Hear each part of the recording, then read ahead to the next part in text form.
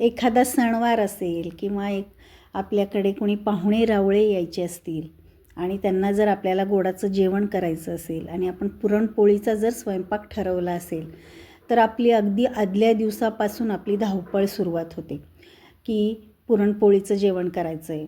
तर इतरही त्याबरोबर आपण भरपूर असे पदार्थ करतो.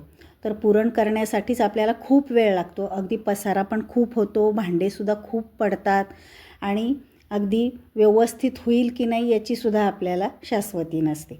पण आजची जी आपण पुरणपोळी करतो आहे अतिशय सोपी, अगदी 10 मिनिटातच खायला तयार होईल अशी आपण पुरणपोळी करतो आहे आणि अगदी त्याच चवीची अतिशय मऊ लुसलुशीत मस्त अशी पुरणपोळी आज आपण तयार करतो आहे.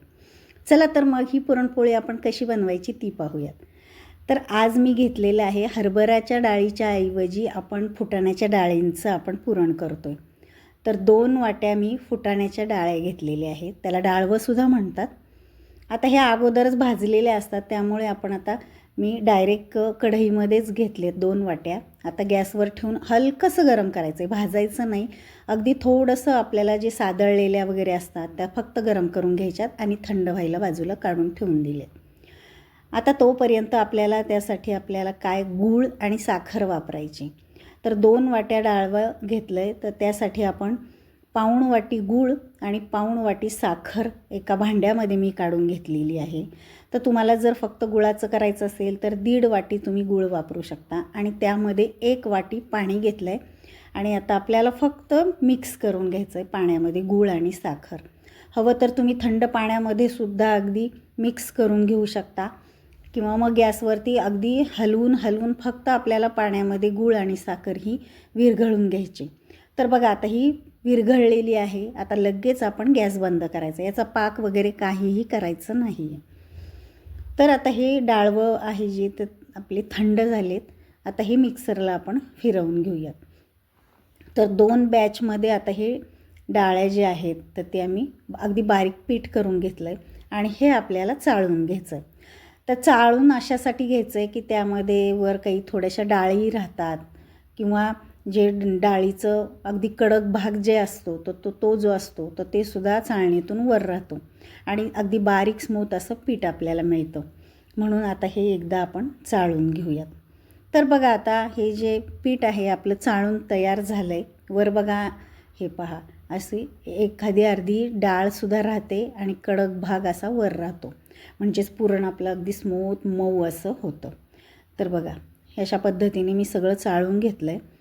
आता एक कढई मी गॅसवर ठेवली, त्यामध्ये 1 चमचा साजूक तूप टाकलं आहे सगळीकडून. आता मी कढईला लावून घेते आणि हे जे चाळलेलं पीठ आहे ते त्यामध्ये आपल्याला भाजायचं नाही आहे अजिबात, फक्त मिक्स करून घ्यायचं आहे. तुपामध्ये हे थोडंसं मिक्स करून घ्यायचं आहे आणि त्यामध्ये गूळ आणि साखर विरघळलेलं जे पाणी आहे ते गाळून त्यामध्ये टाकायचं आहे, म्हणजे कचरा अगदी वर राहील. अगदी मंद गॅसवर फक्त आपल्याला हे पीठ आणि हे गुळाचं पाणी जे आहे ते आपल्याला एकदम मिक्स करून घ्यायचं आहे. आता ही अशी पण प्रोसेस तुम्ही करू शकता किंवा मग हे पीठ जे आहे तर ते फक्त तुम्ही 1 वाटी पाण्यामध्ये पहिल्यांदा शिजवून घेऊ शकता आणि नंतर त्यामध्ये गूळ आणि साखर मिक्स करू शकता. आता हे गुळाचं पाणी आणि पीठ आपण हे एकदा मिक्स करून घेतो आहे मंद गॅसवरती. अजिबात गुठळी होऊ द्यायची नाही आहे. गुठळ्या मोडत हे एकदा आपल्याला मिक्स करून घ्यायचं आहे. तर हे पहिल्यांदा पातळ होतं.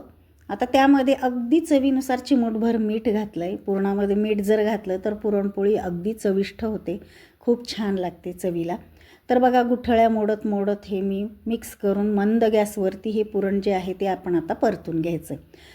तर हळूहळू बघा थोडंसं आता घट्ट व्हायला सुरुवात झाली. आपल्याला जास्तही घट्ट करायचं नाही. आता यामध्ये वेलदोडे आणि जायफळ पावडर टाकली मी. आता बघा चांगलं घट्ट व्हायला लागले, तर जास्त घट्ट करायचं नाही. जर घट्ट झालं तर ते कडक होतं, म्हणजे बर्फी किंवा लाडू जे बनवतो तसं या मिश्रणाचं टेक्स्चर येतं.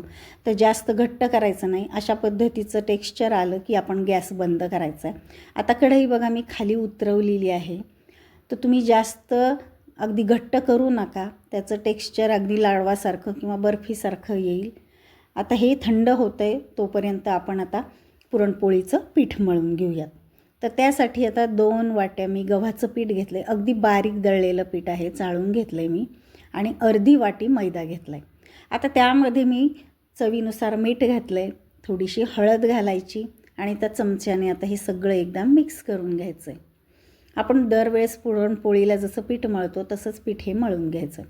आता त्यामध्ये 2 चमचे मी तेल टाकले, थंडच तेल आहे. आता हे सगळं एकदा मिक्स करून घ्यायचं, सगळं पिठाला चोळून घ्यायचं आणि आता थोडं थोडं पाणी घालून आपण आता हा पिठाचा गोळा मळून घ्यायचा.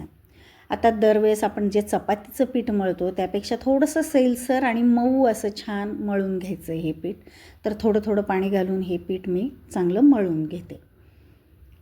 तर बघा आता अशा पद्धतीने आपलं हे पीठ आता चांगलं मळून तयार झालेलं आहे. हे पहा, अगदी छान असं बराच वेळ छान मी मऊ मळून घेतलं आहे थोडं थोडं पाणी घालून. आता तेलाचा हात आपण लावायचा आहे, पुन्हा त्यामध्ये चांगलं मिक्स करून मळून घेऊयात, म्हणजे छान अशी पोळी मऊ होते.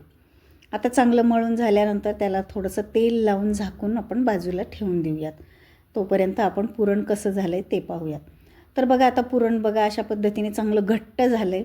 तर तुम्ही सैलसरसुद्धा जर मिश्रण तयार केलं तरी थंड झाल्यानंतर ते घट्ट होतं.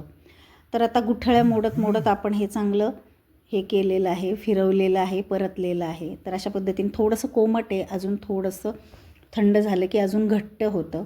तर आता कढईला लागलेलं मी सगळं काढून घेते. हे पहा, हाताने चांगलं मी मळून घेतलं आहे हे बघा असं. आता ते जोपर्यंत गरम आहे, तुम्हाला जर त्यामध्ये गुठळ्या राहिल्यात असं जर वाटलं तर तुम्ही मिक्सरलासुद्धा थोडं थोडं घेऊन फिरवू शकता किंवा मग पुरणाच्या चाळणीने सुद्धा काढून घेऊ शकता किंवा पुरण यंत्राने सुद्धा तुम्ही हे फिरवून घेऊ शकता. आता अगदी थंड झाल्यानंतर तुम्हाला जर हे पुरण अगदी ड्राय जर वाटलं तर हे फोडून घ्यायचं आणि त्यामध्ये थोडं थोडं दूध घालून हे अगदी चांगलं पिठाच्या गोळ्यासारखं मऊ करून घ्यायचं. तर बघा आता मी अगदी फोडलं आहे, तर ड्राय झालेलं होतं थंड झाल्यानंतर.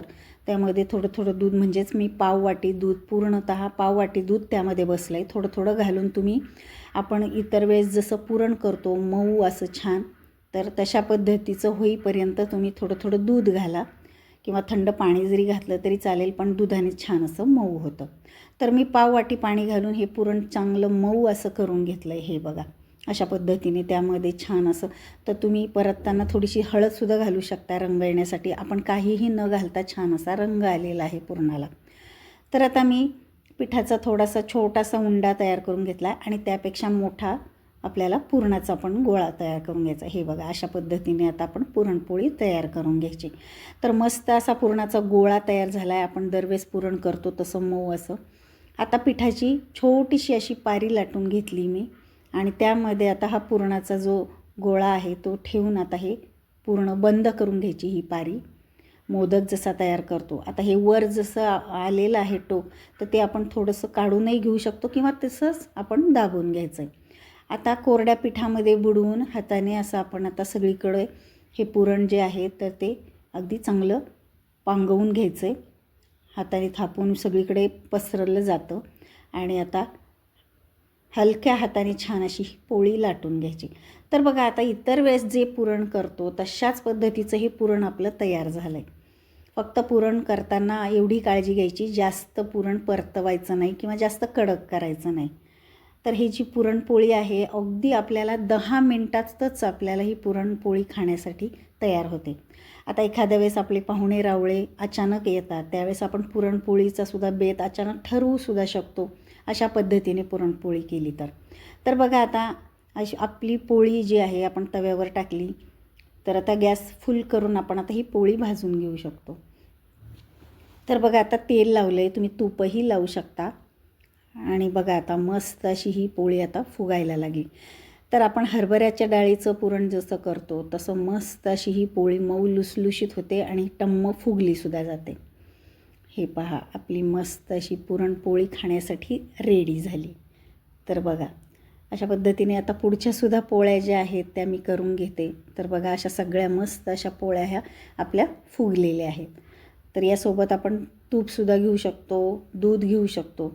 तर तुम्हाला दाखवते. हे पहा एक पोळी अगदी मऊ लुसलुशीत, रंगसुद्धा त्याचा खूप छान आलेला आहे आणि अगदी कुणी म्हणणारसुद्धा नाही की हरभऱ्याच्या डाळीचं हे पुरण आहे की नाही, कुणाला लक्षातसुद्धा येणार नाही. अगदी 10 मिनिटात पुरणपोळी करून आपण रेडी होऊ. तर बघा घरामध्ये अशा पद्धतीने पटकन जर केलं तर कौतुकच नक्कीच होणार आपलं. अगदी अचानक आपण आता जर मोठा स्वयंपाक केलेला असेल, हरभऱ्याच्या डाळीचं जरी पुरण घातलेलं असेल आणि पुरण जर कमी पडलं तर आपल्याला हे अचानक आपण हे पुरण करून पोळ्या आपण वाढवू शकतो. किंवा मग आपल्याला वेळ नसतो जास्त, आपल्याला पुरणपोळी खावीशी वाटते घरातल्या मंडळींना, अशा वेळेससुद्धा आपण हे पटकन करून पुरणपोळीचा स्वयंपाक आपण त्यांना करून खाऊ घालू शकतो. तर बऱ्याच वेळा आपल्याला पुरणपोळीचा स्वयंपाक म्हटलं तर भांडे दिसतात, पसारा दिसतो, असं काहीही होत नाही. तर तुम्हाला हा व्हिडिओ पुरणपोळीचा कसा वाटला मला कमेंट करून सांगा. तुम्ही कुठून पाहताय मला ते पण सांगा. आणि हा व्हिडिओ आवडला असेल तर आपल्या चॅनलला लाईक शेअर करायला मात्र विसरू नका. आणि आपल्या चॅनलवर जर नवीन असाल तर सबस्क्राईब पण तुम्ही नक्की करा. असे छान छान व्हिडिओ तुम्हाला पाहायला मिळतील. तर चला मग भेटूयात अशा छान छान नवनवीन रेसिपींच्या व्हिडिओमध्ये. तोपर्यंत बाय बाय, टेक केअर.